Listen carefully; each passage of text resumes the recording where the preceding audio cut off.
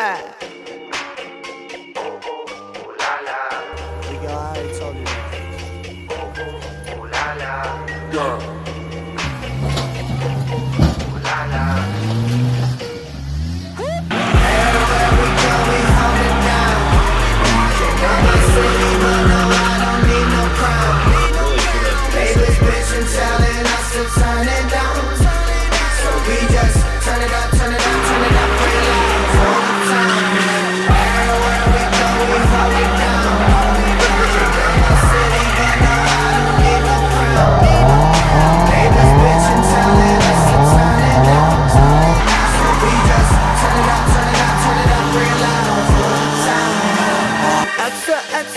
All about this shit going on. Turn one long day to one long day now. I don't hear a sound, don't hear a sound. Yeah, going down. All right, so tell me something cool about this. I mean, this thing's a rock crawler, right? But it's a drift car. No, so the joke really just came from, for a long time, I've always said like drifting and rock crawling are the same thing. The spirit of it is you just conjure up some shit in your garage and then you go out and like hoon around with your friends. Like to me, rock crawling will never be a competitive sport, and I don't really think that drifting should be a competitive sport. Like the majority of us are just going out there to have fun with our friends, and that's kind of the essence of it. That's where rock crawling and drifting seem to converge. Like I feel like it's the exact same sport.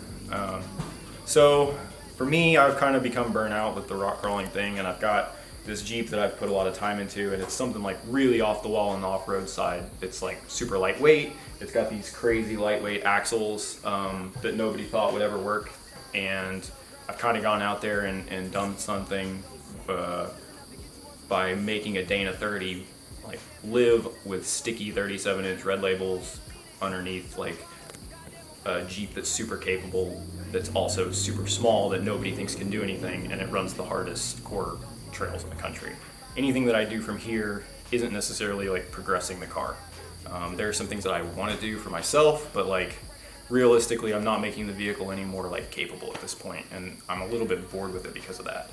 So I've got some friends that are into drifting still, and I want to get back into it, and I've been looking at like what I was going to buy to build a drift car out of, and I don't know.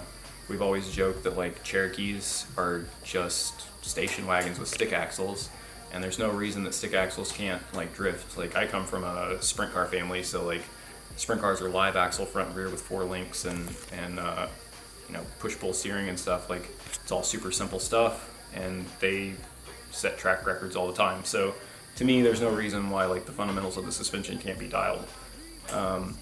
And that's really what I'm trying to do. I'm trying to take like this really lightweight platform that has like really good torque figures and not a ton of horsepower, throwing a manual in it. I put a set of doublers so I can still do the rock crawling thing with it, and I've got basically 2 sets of axles now, and I'll just unbolt one set and bolt the other set in with like their appropriate suspension. So like the rock crawling setup will have long air shocks and you know, the spring under in the rear, and then or spring over in the rear, and I'll reverse it. It'll be spring under and change the shock setup, change the control arm mounts with the axles, because they'll have different pickup points, and you know, go turn it into a drift car.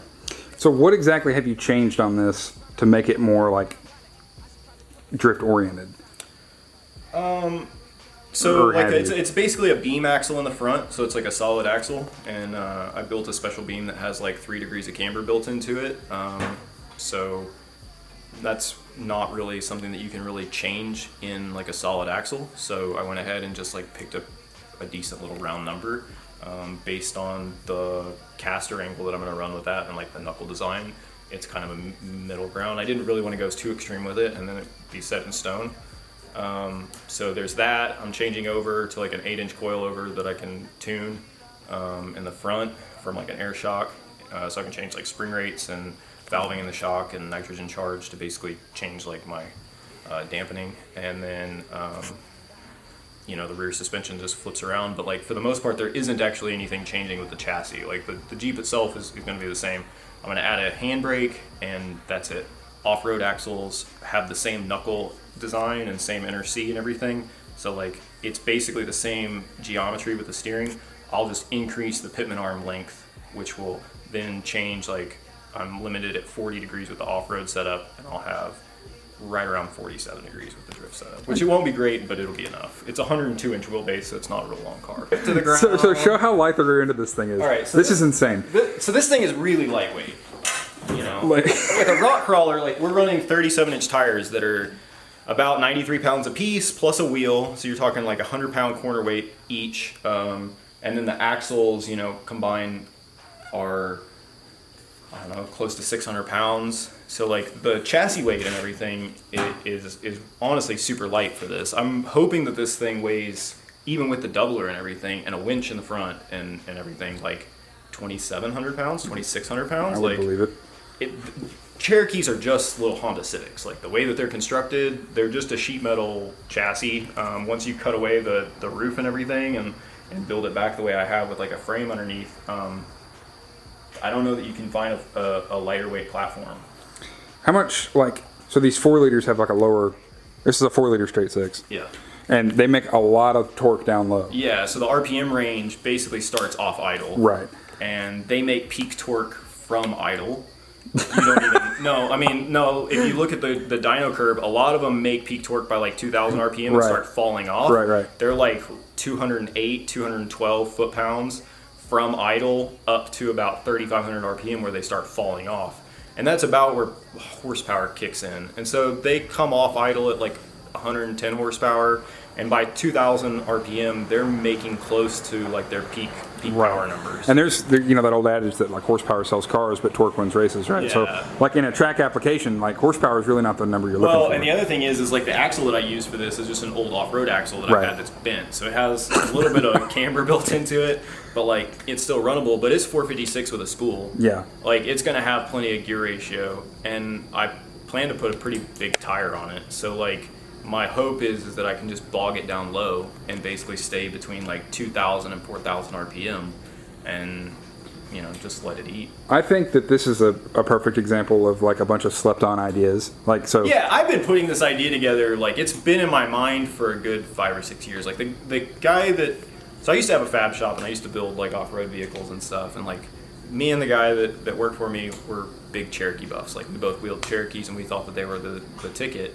And like we both put down on paper, like whenever I built my original BMW, and I was like, dude, like these BMWs are great, but like the dyno curve, they don't make any of their power to like the top end, and like that's why they feel like dogs, especially when you come off like the freaking clutch. Like they're just, I don't know, they're great if you turbo them, but They're kind of gutless. I mean, they feel gutless. And if you look at like the power numbers, like they look great on paper, Right. but they just don't feel anywhere near as powerful. And I also think that this thing will like never break. Like honestly, it's so overbuilt that like it's built to run 37-inch stickies, and like I don't know if anybody probably knows like the difference between like a standard tire and like a comp tire in like the off-road world, but like the amount of physical grip that they have is insane. Like they're meant to carry you up vertical stuff, like defy gravity. Like that's the entire point, is you're using the coefficient of traction to defy gravity to get you over mountains.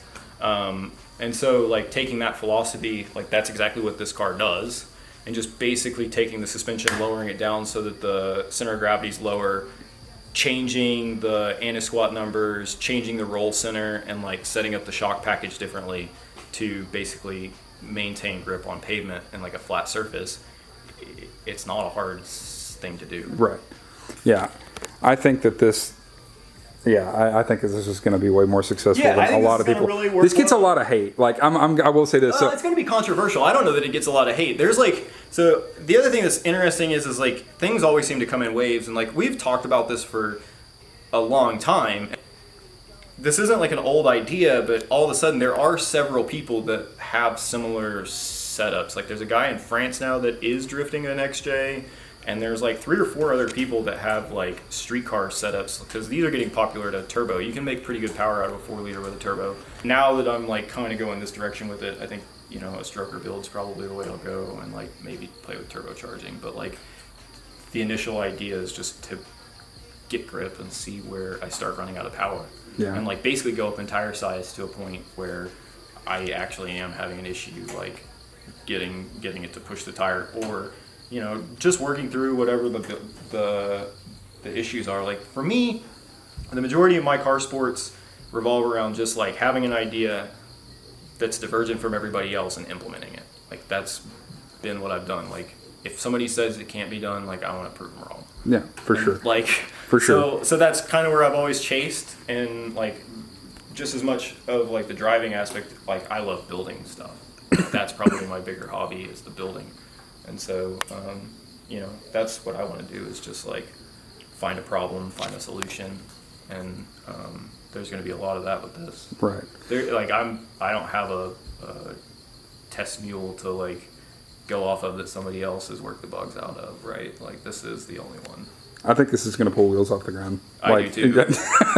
So what all have you done to the chassis? Because there's not much Jeep like left with this. Yeah, so basically I cut the floor at the frame rail like all the way in, and then I rebuilt with like 3/16 like the entire frame rail, and then there's 2x6, or actually this is 2x5, 3/16 box tube. This is the new frame rail. Right. And then this area has like tubing that runs down to it and ties all in, and then there's this skid plate that goes after it, and like the suspension points are mounted here. And so the chassis rails theoretically now are like the outside of the vehicle, and then they basically have like a subframe that's welded to them. And then the center of the floor doesn't have any strength to it. Like the cage at this point ties the front and rear together. You know, the whole back of it's been tubbed. Like this whole section is all completely fabricated. There's still like the original floor pan, but it has no integral strength to it. The back of it's been cut off 16 inches and moved forward. These springs, That was my next question. yeah, so it's been bobbed, like that's what we call it in like the off-road world, but like you cut the back of it off, like some people call it like back halving, that's usually just the frame, but when you shorten the entire vehicle, that's like a bob.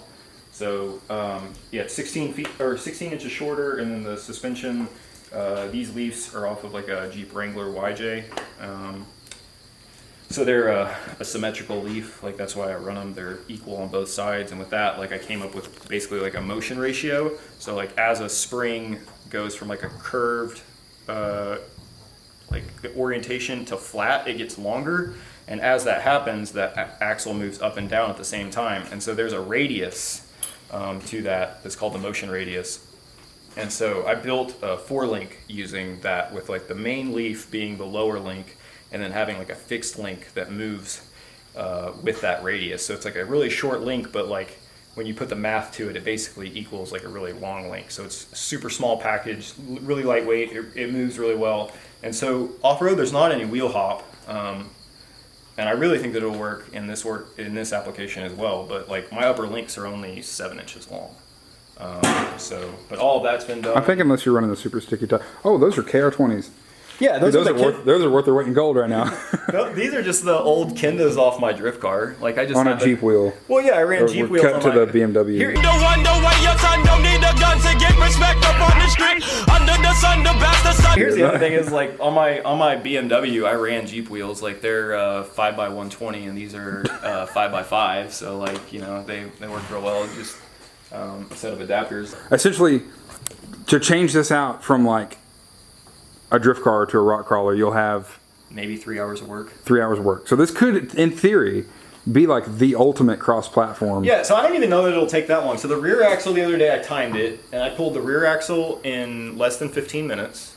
It's basically a set of U-bolts and 2 shock bolts in the drive shaft, and that completely comes out. And then the front will basically be the upper control arm mount and the 2 lower control arm mounts. I'll just unbolt the pitman arm and like undo the brakes and stuff like that. Like I'm thinking maybe 30 minutes on the front, swap the coilovers, bolt the new stuff in, and then like go through and do a nut and bolt check. But like the thing is like this thing undergoes like 2 complete teardowns and rebuilds in a season. Like for rock crawling, like we have to tear them down and go through them, and like that's really why I took the axles out in the first place. Those axles need a refresh after this last season, and like so this kind of works out because I'm already tearing it down. Like I can just put it back together, and like I have another setup while I have like my drivetrain apart.